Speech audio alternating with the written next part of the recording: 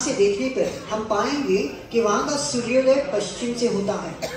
Sun on Venus rises from west और sunset होता है ईस्ट में, पूरब में। ये इस कारण होता है क्योंकि ये ग्रह अपनी दूरी पर पृथ्वी की तुलना में उल्टा घूमता है। That's only rotation, not revolution. इसे कितने चंद्रमा हैं? 0। पहले जो 2 ग्रह हैं उन्हें अपने उपग्रह नहीं है। इसके बाद है अर्थ। इस इंग्लिश शब्द अर्थ का अर्थ पता है? ये तो आपने रूपांतर कर दिया, पृथ्वी तो उसका रूपांतर हुआ ना। इसका इंग्लिश शब्द अर्थ का अर्थ है सॉइल, मिट्टी।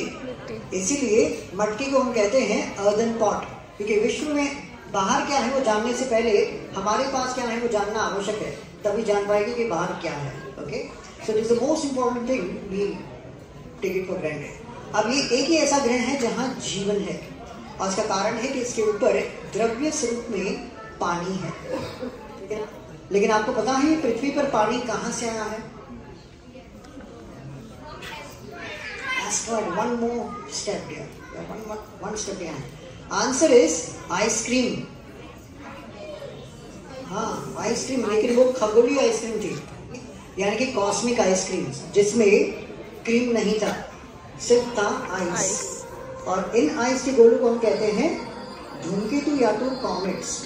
तो जब सौरमंडल की निर्मित हो रही थी तो लगभग 3 से 4 अरब साल पहले बहुत सारे धूमकेतु सारे ही ग्रहों पर गिरे थे, जिनमें से पृथ्वी का अंतर सूर्य से बराबर होने के कारण जो भी बर्फ यहाँ गिरी वो आज भी पानी के स्वरूप में रह पाई है, टिक पाई है। अब हमारी पृथ्वी को एक प्राकृतिक उपग्रह है जिसे हम कहते हैं चंद्रमा, दैट्स द मून, करेक्ट। और आज तक 12 मनुष्य चंद्रमा पर उतरे हैं, भले कोई माने या ना माने। उन्हें हम छोड़ देते हैं जिन्हें नहीं मानते, वैसे ही जैसे हम लोगों ने छोड़ दिया है सीधी पृथ्वी वालों को, उनकी भी अपनी कैंडिडेट आज भी है, सरप्राइज। अब भारत ने 3 यान छोड़े हैं और तीसरा यान सबको पता है, लेकिन पहले जो 2 यान थे उनके बारे में कम जानकारी है। People at the back, you are in the wrong show, please go out, please. आप बाहर चले जाओ थोड़ी देर के लिए।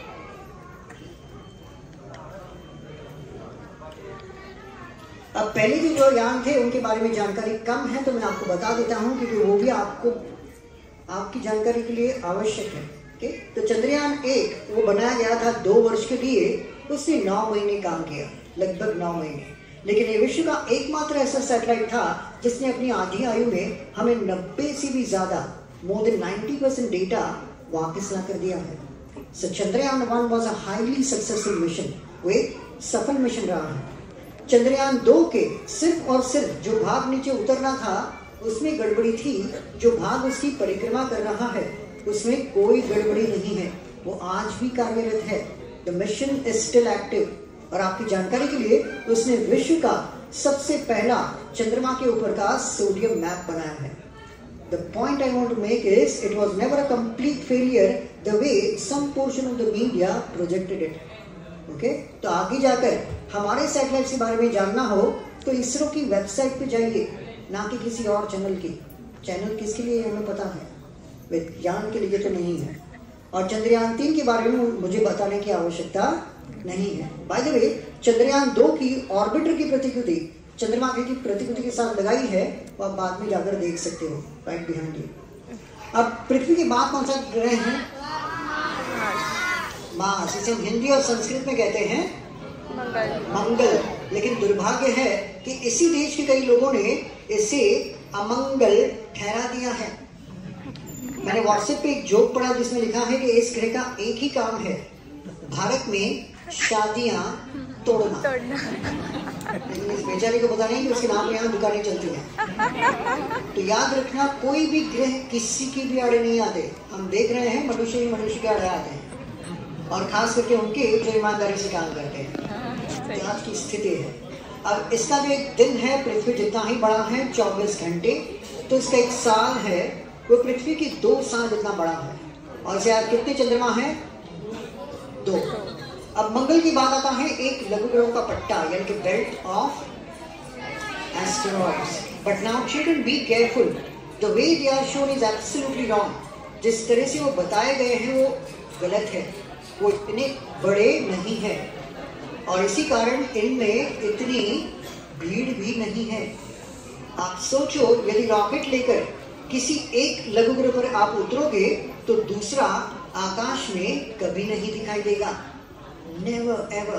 तो आपके जो हॉलीवुड मूवीज में कोई बताता है कि कोई स्पेसक्राफ्ट यानी कि यान उनमें से लेकर जाता है बिना उसमें टक्कर मारे, it's absolutely humble, okay, it's absolutely humble. अब इस पट्टी के बाद कौन सा ग्रह है? जुपिटर, अर्थात गुरु ग्रह, सबसे बड़ा और सबसे भारी भरकम ग्रह है। अब इसका एक दिन है वो पृथ्वी के सिर्फ 10 घंटे जितना है, तो इसका एक साल है वो पृथ्वी के 12 साल जितना बड़ा है। और आज इससे कितने चंद्रमा है? 95, I'll take that number, कम से कम 95। अब इसके बाद कौन सा ग्रह है? सैटर्न या तो शनि ग्रह, हमारी कोरी आंखों से दिखाई देने वाला अंतिम ग्रह। That's the last planet which we can see with unaided eye। इसलिए अंतिम ग्रह है हमारी बीच की प्रतिभूति का।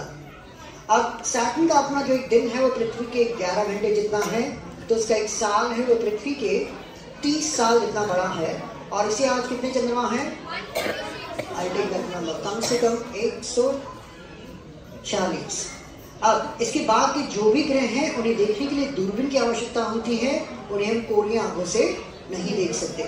उनमें से यूरेनस को है 28 चंद्रमा, नेपट्टून को है 17 और प्लूटो, कोई इसे ग्रह कहता है नहीं कहता, इससे कोई फर्क नहीं पड़ता।